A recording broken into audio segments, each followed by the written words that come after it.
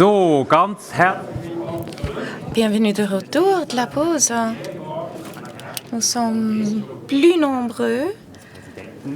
Bienvenue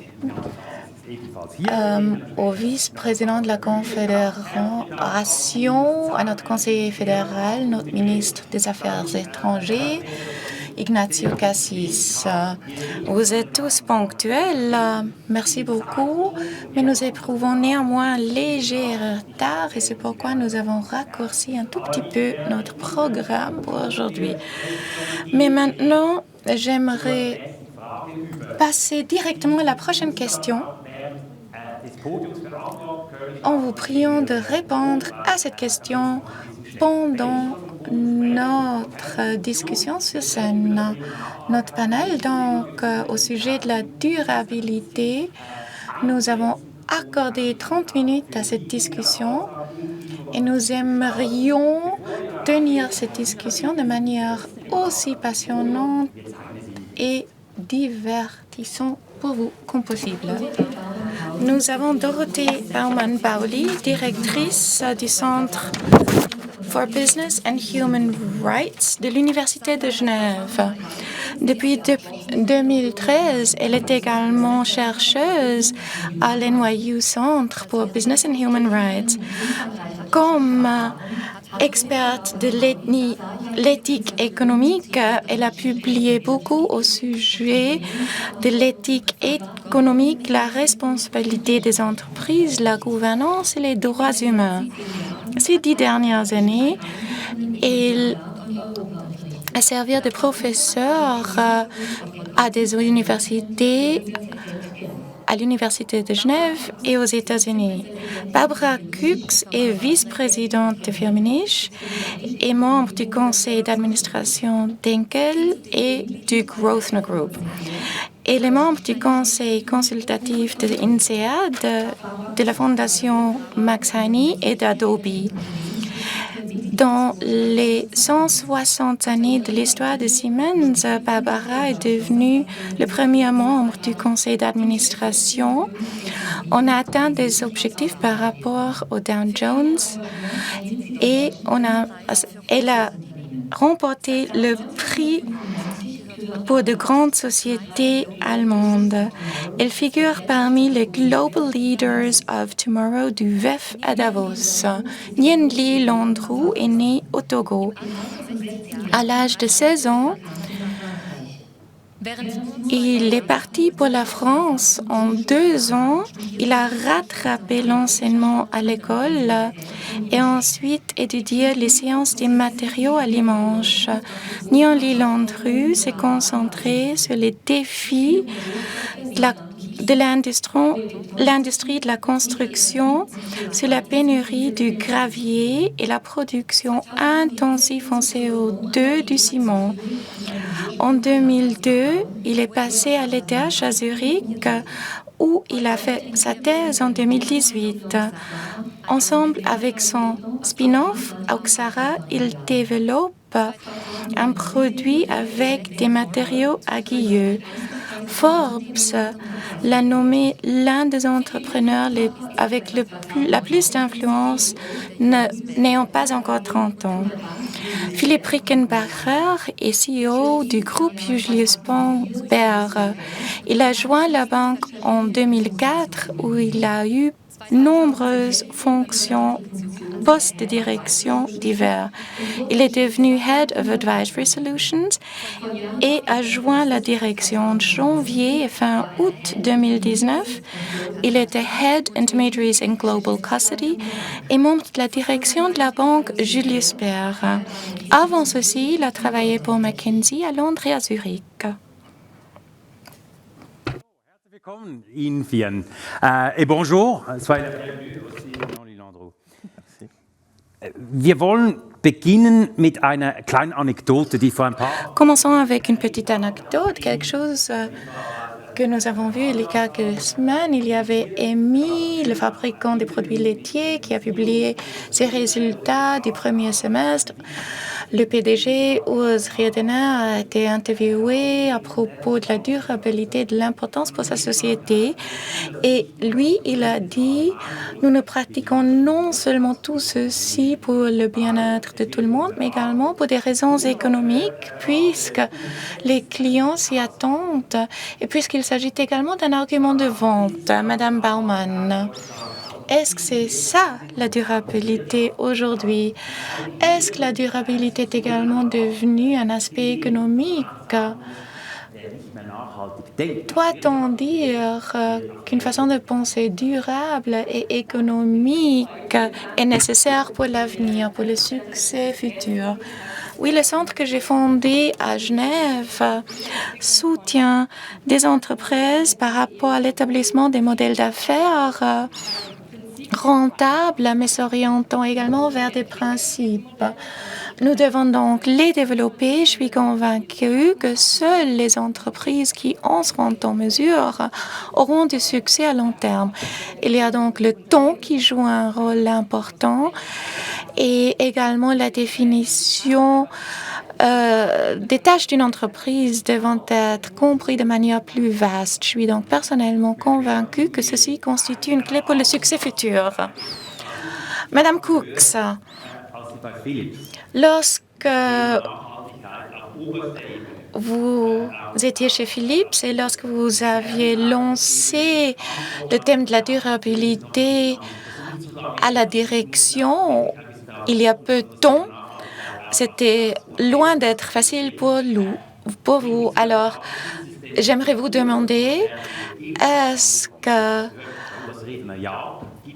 les directions s'orientent vers la durabilité comme Urs Riedener? Oui, c'est un thème qui vient d'être accéléré à cause de la pandémie. Et la plupart des sociétés d'aujourd'hui publient des rapports sur la durabilité avec des revues. Elles ont des programmes internes, elles ont des sustainability managers. Mais ce n'est pas ça le thème. Le thème, c'est de voir la durabilité comme opportunité pour les affaires. Chez Siemens, lorsque j'étais responsable de la chaîne d'approvisionnement, on m'a également rendu responsable de la durabilité. C'était donc un programme interne. Et à l'époque, personne ne s'y intéressait. À l'époque, nous avions l'éclairage LED et j'ai dit la durabilité, c'est du green lighting. Et grâce à ceci, nous avons multiplié 5 fois le chiffre d'affaires en très peu de temps. Pour citer la devise anglaise, c'était walk the talk. Il fallait donc adapter les programmes internes. Il y a par exemple Curip en Suisse qui est entré dans le domaine de l'éolien. Il s'agit donc des marchés à croissance. Il n'y a donc pas de société, pas d'industrie sur cette planète pour lesquelles la durabilité ne constitue pas une opportunité. Nous ne pouvons pas se permettre de négliger la durabilité. Monsieur Rickenbacher, vous êtes membre de la nouvelle génération parmi les banquiers.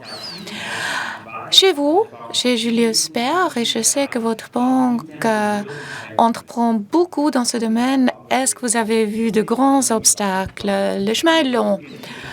Dans la branche des finances, et je parle non seulement des banques, mais également des compagnies d'assurance, la gestion des risques sociaux, écologiques, de gouvernance, c'était toujours un aspect.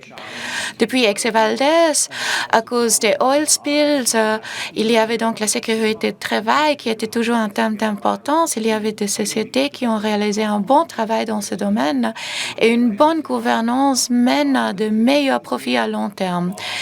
Et dans le domaine des assurances, ceci était toujours un aspect essentiel, surtout pour les assurances et les réassurances. Maintenant, nous venons de voir ceci dans le domaine des investissements et des réinvestissements. Alors, comment contribuer à l'allocation des ressources et à la création de nouveaux projets, de nouvelles industries avec le financement de tout ceci par les banques?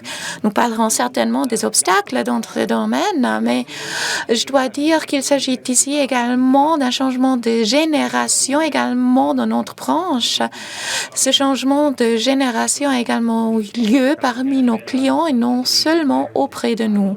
Alors, quelles sont les forces motrices? Nous en parlerons par la suite. Neil Landreau. Exceptionnel. Et je vous conseille d'écrire un roman ou un livre sur votre vie. Leider haben wir keine Zeit. Mais malheureusement, il nous manque le temps de parler de votre vie, mais je vous conseille de lire plus au sujet de Neil Landreau, qui vit vraiment une vie passionnante. Vous êtes arrivé en Suisse, vous êtes africain, vous connaissez donc le thème de la durabilité de votre enfance. De tels thèmes étaient toujours importants pour vous. Si vous jetez un coup d'œil de l'extérieur sur l'économie suisse, laquelle note donneriez-vous à la Suisse par rapport à la durabilité? Vous connaissez nombreuses industries, surtout l'industrie de la construction. Quelles sont donc les réactions face à vos idées de durabilité? Waouh! En tout cas, merci beaucoup. Je dirais que venant du Togo, la question de durabilité, c'est quelque chose que je ne connaissais pas, mais on le vivait souvent. Justement. Du coup, c'était une vie quotidienne. Mais en venant en Suisse, j'ai vu plus d'autres types de notions, bien sûr durabilité, mais aussi green, croissance verte, des notions de ce type. Et pour nous, Oxara, ou bien pour moi-même dans un sens précis, l'idée c'est comment est-ce que j'arrive à mettre ces deux aspects, ce que j'ai vécu avec ce que j'apprends ici en Europe ensemble. Pour donner une note, je ne pourrais pas. Par contre, dans l'industrie où je suis, je sais qu'il y a beaucoup de choses à faire, beaucoup de choses à changer, et nous, on essaie de faire avec nos technologies. Et il y a aussi les cimentiers, l'industrie du béton, de la construction, qui essaie aussi de trouver une solution. Et je pense que c'est quelque chose qu'il faut faire de manière globale, où la recherche, l'innovation, les compagnies travaillent ensemble pour pouvoir arriver à un objectif concret. C'est un sehr gutes Beispiel, weil es eine... C'était un excellent exemple puisqu'il s'agit d'une industrie devant se transformer, surtout par rapport à la durabilité. Alors, pour commencer, est-ce que nous voulons oser de définir la durabilité? C'est vraiment difficile, je l'admets. Il ne s'agit non seulement de l'écologie, de l'environnement, il s'y ajoute des thèmes sociaux, la gouvernance. Que diriez-vous? C'est quoi la durabilité pour vous comme experte? La durabilité, sustainability, constitue un terme anglais étroitement lié à l'écologie et également lié à la dimension des droits humains, qui est malheureusement souvent oublié malgré le fait qu'il s'agit du revers de la médaille par rapport aux dimensions écologiques et sociales. On pourrait citer le rapport Frontland de 1997. À l'époque, on a déjà dit que l'économie devrait s'adapter en faveur des générations futures.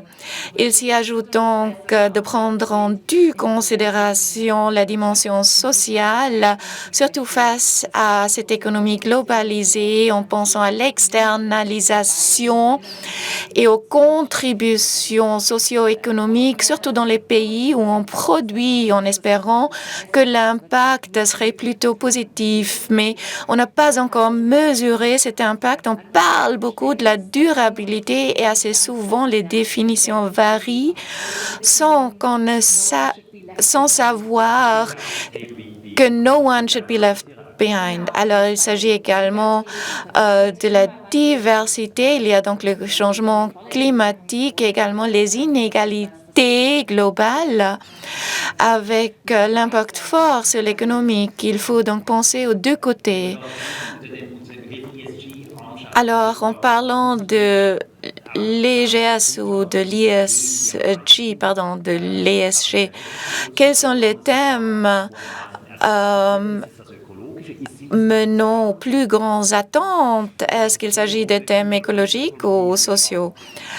Tout a commencé avec l'écologie. Avant la pandémie, les soucis les plus grands des CEO, c'était surtout les risques climatiques. C'était avant Corona. Alors, ceci a dominé les listes. C'est toujours le cas, mais la pandémie a confirmé notre vulnérabilité, surtout parmi les clients privés qui savent maintenant que nous ne pouvons pas nous protéger de tous. Et je dirais, ces 6, 8, 12 derniers mois, j'ai beaucoup entendu parler des inégalités, surtout des inégalités sociales. Et dans le passé, on a plutôt parlé des innovations techniques et technologiques, surtout aux États-Unis.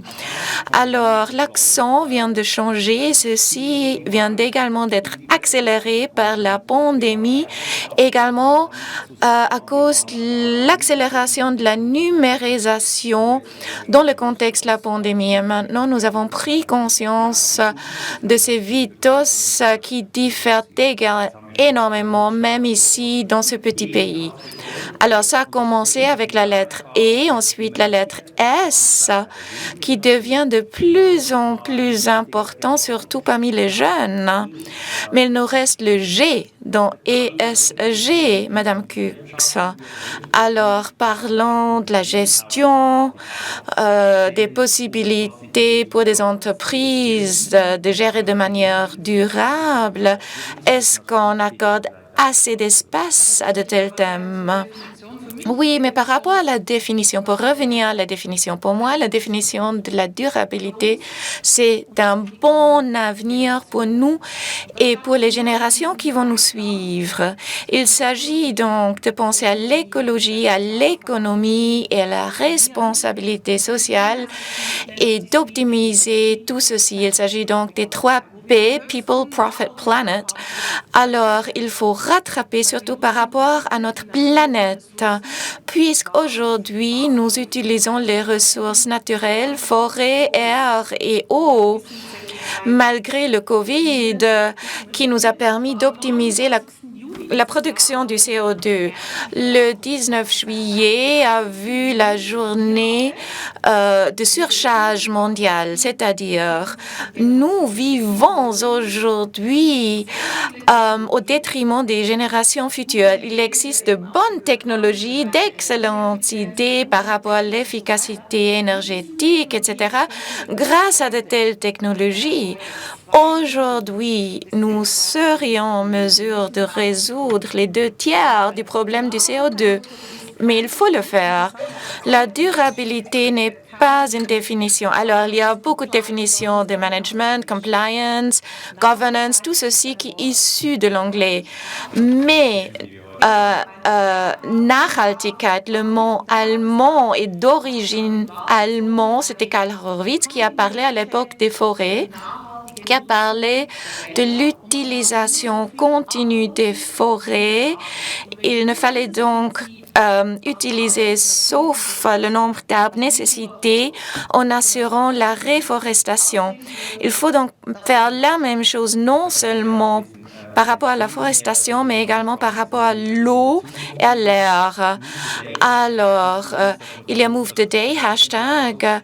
On essaie donc de pousser cette journée à l'avance. Il y a donc la technologie et le progrès qui jouent des rôles énormes. Vous essayez tous les jours, grâce à une nouvelle technologie, dans un domaine qui consomme énormément de CO2, de faire quand même un effet. Est-ce que vous avez le sentiment que vous avez suffisamment d'espace et les conditions cadres nécessaires pour parvenir justement à cela, pour relier la science, la technologie, l'ingénierie et la mener dans la direction qu'il faut, car cela ne peut aller que de pair avec la science, et vous, scientifiques, et vous, personnes innovantes?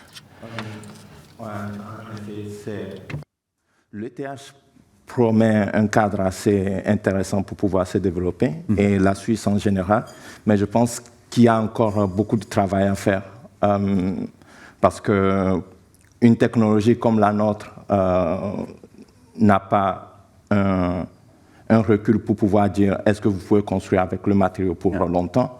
Du coup, il faut savoir mitiguer les risques ou bien évaluer les risques qui sont associés aux matériaux. C'est pour ça qu'on essaie de notre côté de venir avec différentes approches, différents points de vue, c'est-à-dire de construire quelque chose qui sera là avec les partenaires qui nous permet de montrer, seeing is believing. Et une fois que les gens ont vu et qu'on a démontré que c'est possible, du coup, on peut avoir les soutiens qu'il nous faut. Mais de l'autre côté, je pense, avant de pouvoir faire ça, ça veut dire que ça va prendre 2, 3, 5 ans. Il faut pouvoir avoir des visionnaires ou bien des personnes qui croient aussi à l'idée que les entrepreneurs ou bien les innovateurs le proposent, parce que certainement, de l'autre côté, l'autre ne peut pas le voir, mais celui qui a cette vision voit la charge de travail qui est impliquée ou bien voit les obstacles qu'il va devoir parcourir ou bien surmonter. Du coup, il faut faire confiance, il faut qu'il y ait une confiance entre le financier, l'entrepreneuriat. Il faut que la recherche aussi permette de supporter le développement de la technologie. Et je dirais aussi qu'il y a une importance des compagnies qui sont sur le marché actuel qui doivent aussi faire confiance à ces nouvelles technologies. Pas uniquement de dire on va utiliser la nôtre jusqu'à ce que la gouvernance dise non avant de commencer à changer. Also seeing is believing, ein wichtiger Punkt. Man muss es wirklich auch vor Augen haben. Voir et croire, c'est vrai qu'il faut avoir devant les yeux pour voir ce qui est possible. Par rapport au financement, est-ce qu'on finance suffisamment les idées durables? Quel est votre sentiment? Ça pourrait toujours être plus, non? Je pense qu'il y a de plus en plus de moyens et la Suisse, disons que l'association des banquiers suisses s'est fixé les objectifs. Il faut que ce soit les bons objectifs, il faut que ce soit juste. La semaine dernière, c'était DBS, un grand gestionnaire de fortune en Allemagne, qui a fait une fraude. Ils ont inclus des entreprises qui en fait n'étaient pas durables en leur mettant l'étiquette de la durabilité. Donc les moyens sont là, oui, mais les moyens ne sont pas encore attribués aux bonnes entreprises. Mais qu'on fasse cela encore, est-ce que c'est tout simplement du greenwashing ou est-ce que c'est impertinent? Bon, vous savez, le problème, c'est qu'on n'a pas encore les standards. Et il y a maintenant le International Sustainable Board qui, je l'espère, va arriver à Genève. Je ne le sais pas encore, mais je l'espère. Et actuellement, c'est un processus. Mais il n'y a pas encore de accounting pour la durabilité. Et c'est très important que cela arrive car ça va simplifier tout le sujet. Les standards, c'est l'une des choses et la situation des données, c'est l'autre. C'est ce que j'entends surtout par l'industrie financière. Non, moi je crois que c'est partout. Un des défis, c'est qu'aujourd'hui, on a des standards dans la comptabilité, des approches contraignantes où on sait qu'un tel revenu est telle définition. Ça n'existe pas encore pour ce domaine. Et donc, on tente de faire des choses avec beaucoup de bonne volonté, mais c'est très approximatif. À ce moment-là, il faut se mettre au niveau des attentes. Si des produits... si on investit dans des produits et on s'attend à ce qu'ils transforment le monde, on exagère. Une allocation de capitaux à des entreprises cotées à la bourse, c'est un instrument très grossier et ce serait beaucoup plus raffiné, beaucoup plus sophistiqué d'investir dans des initiatives bien spécifiques. Et c'est à cela que le système financier, tel qu'il fonctionne avec ses mécanismes de transmission, il n'a pas encore de granularité suffisante. Il y a une voie comment apporter le capital au projet, mais ces voies sont souvent très sinueuses et fonctionnent par des marchés privés et ne sont pas accessibles à tous les investisseurs. Et je crois que de calibrer là les attentes et les possibilités pour que tout le monde puisse aboutir à quelque chose, c'est aussi très important. Mais quelles sont les possibilités pour vous en tant que banque de piloter ces processus justement en ce qui concerne les investissements, les immobilisations? On est appelé un petit peu les bad guys. Il s'agit des armes, d'industries qui ont des émissions importantes de CO2, l'industrie pétrolière. Est-ce que vous offrez encore ce genre de choses ou combien d'instituts financiers disent bon, la clientèle le souhaite, donc on change? Certains éléments sont exclus. Si on parle d'armes, le tabac, oui, il y a différents sujets. Si maintenant, on voit que c'est complexe. Non, c'est vraiment complexe. Prenons l'industrie pétrolière ou la pétrochimie. Maintenant, bon, vous pouvez regarder ça d'un œil très dur, dire on ne va pas investir. Si vous arrêtez d'investir, ces industries vont garder leur base installée les 10-20 ans à venir. Durant ce temps, ils ne vont pas faire de transformation. Ces entreprises ne vont rien améliorer. Elles vont juste essayer de maximiser le profit.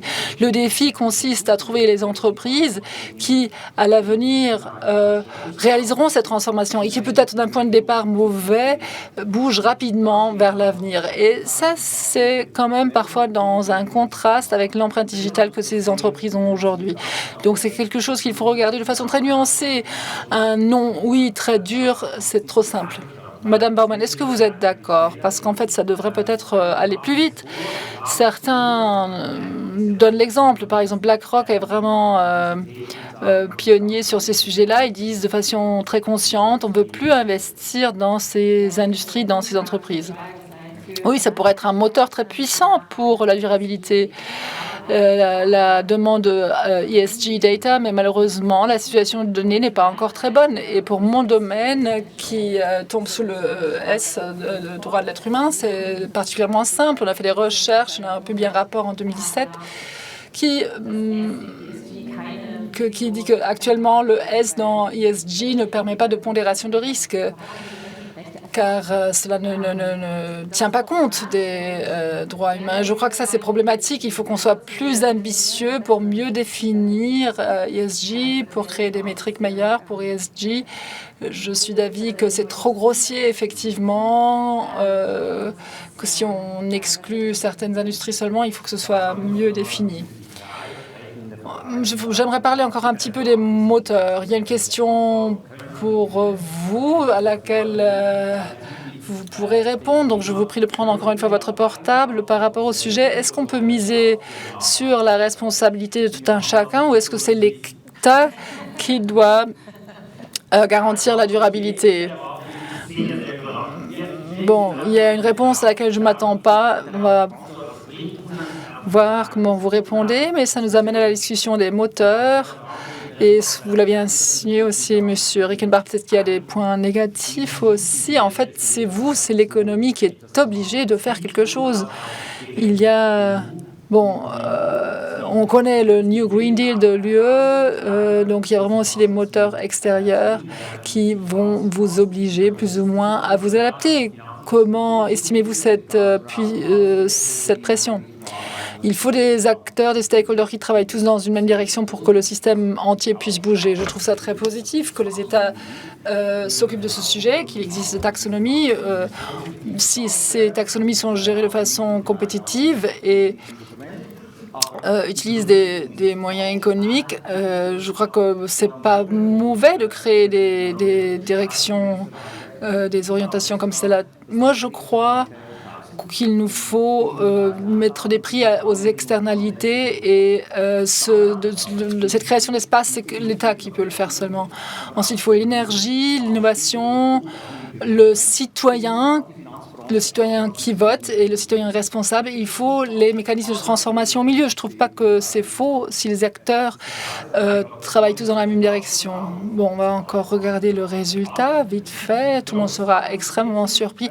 Quand même, 42 qui plaide pour davantage d'État sur cette question. Est-ce que cela vous surprend, Madame Cooks, ou est-ce que l'État pourrait intervenir? Comme vous l'avez dit, l'élément décisif, c'est au niveau mondial d'avoir un prix pour le CO2 à un niveau raisonnable. Aujourd'hui, on n'a que 20% de l'émission de CO2 de notre planète qui ont un prix et 50% en dessous de $10. C'est-à-dire, là, c'est reconnu de façon généralisée. Là, un pricing devrait se faire, car à ce moment-là, les entreprises investiraient plus rapidement dans les nouvelles technologies, les banques pourraient établir un meilleur business plan, etc.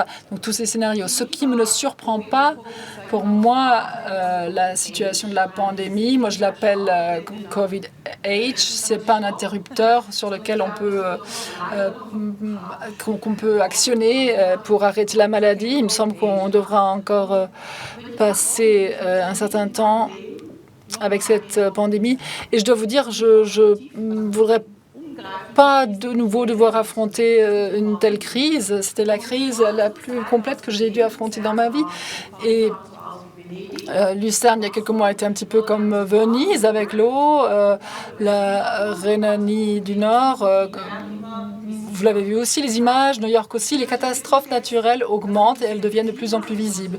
Je voudrais vraiment que cette situation climatique ne soit pas considérée comme une surprise. Ah tiens, une pandémie, un plan d'urgence. Non, je crois que nous tous, nous sommes appelés, les êtres humains, les entreprises, la politique, à vraiment élaborer un plan avec différents scénarios, comment nous pouvons affronter cette crise climatique, car je n'aimerais pas être ici dans 10 ans et qu'on discute de la crise climatique de la même façon. Bon, on n'espère pas que cela soit cela.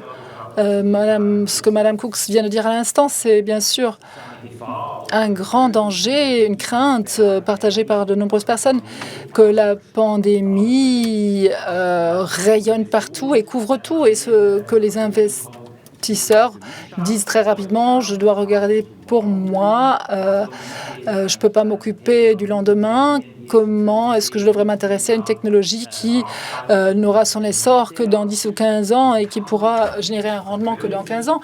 Comment rompre ce cercle? Est-ce que vous pouvez dire aux investisseurs de demain et leur donner l'optimisme, la certitude que c'est un sujet important?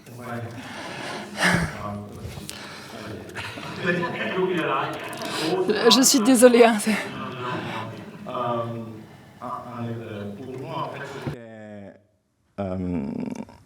Assez révélateur de voir la période de pandémie commencer à affecter l'industrie de la construction. Parce que très vite, on se rend compte que les frontières étaient fermées. Du coup, les déchets d'excavation qui devaient être renvoyés à l'extérieur devaient être contenus en Suisse. Et il y a des problèmes d'endroits où les stocker. Du coup, pour eux, ça devient assez important de se dire comment est-ce qu'on peut utiliser ces déchets ou bien qu'est-ce qu'on peut faire avec ces déchets. Pareil pour du sable, du gravier. Du coup, ils se sont rendus compte que la Suisse ne possède, ou bien il faut faire venir des ressources de différents endroits. Et quand tu as une fermeture des frontières, du coup, tu es assez limité. Il faut penser aux ressources que tu as à disposition pour pouvoir les transformer, les utiliser de manière saine. Du coup, ça a été un point positif pour nous. L'autre point positif, c'est positif ou négatif, c'est l'image que le béton a eue pendant cette période, l'image ou bien la conscience qui a été générée par le public par rapport à l'utilisation du ciment et du béton. Du coup, ça a accéléré aussi l'intérêt qu'on porte à notre matériau, l'intérêt qu'on porte à une technologie qui permet d'avoir jusqu'à 90% de réduction en CO2, réduction d'utilisation du sable, des graviers et tout ça. Et c'est sûr qu'au niveau des financiers, c'est toujours compliqué parce que ça reste l'aspect de risque qu'il faut prendre. Et ce risque, encore une fois, c'est, pour moi, je trouve qu'il faudrait que le survey soit un peu plus balance, dans le sens où il y a l'être, moi en tant que personne, je fais mon effort, mais j'ai besoin aussi de l'État qui me supporte pour pouvoir faire front aux industriels. Parce que je pense que c'est une collaboration à ce niveau qu'il faut commencer. Wir sind schon fast am Schluss. Ich habe Sie vorgewarnt. On est presque arrivé à la fin. Je vous ai averti qu'on aurait peu de temps pour adresser ce sujet énorme. Est-ce que je peux m'adresser à vous avec la question « Quel est votre désir ?» Il faut qu'on continue, même avec la pandémie, il faut qu'on investisse sur ce sujet. Qu'est-ce que vous souhaitez pour l'avenir ? Le fait que cette journée soit placée sous ce sujet, c'est déjà preuve que c'est arrivé dans la conscience des personnes. La conscience est là. Maintenant, il s'agit de la mise en œuvre. Là, il y a encore de nombreuses questions. Je suis professeur auprès de l'Institut de gestion. Je crois que là aussi, la science peut nous soutenir. Il nous faut le meilleur métrique pour ESG. Il nous faut des standards, effectivement. Et moi, je trouve cela très motivant de voir que beaucoup de personnes misent sur la responsabilité. Ça vous a surpris? Pas vraiment, non. Mais c'est motivant dans le sens où personne ne doit attendre l'État. On regarde les standards des branches. Qu'est-ce que ça veut dire, la durabilité pour les entreprises dans l'industrie de construction? On peut commencer dès maintenant. On peut créer de la sécurité, ce qui est attendu de chaque entreprise. Comme ça, la durabilité est mesurable et affichable, pour ainsi dire. Parce qu'à ce moment-là, on a la transparence et on peut dire quel est l'écart entre l'état réel des entreprises et l'état où on veut en venir. Et j'aimerais clore par cette phrase merveilleuse. Je crois qu'on peut tous confirmer cela. Nous vous remercions pour ces discussions très intéressantes.